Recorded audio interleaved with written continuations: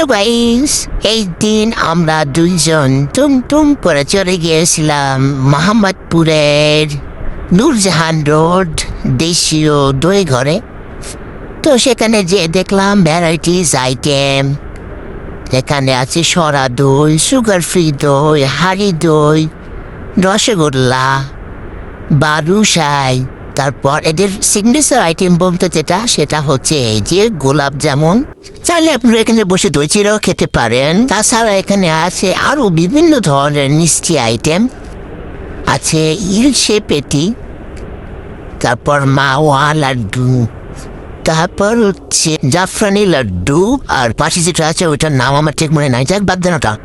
তবে সবকিছুর দাম হিসেবে আমি দেখলাম অন্যান্য জায়গার তুলনায় এখানে বেশ রিজনেবল প্রাইসে আপনারা সবকিছুই পেয়ে যাবেন।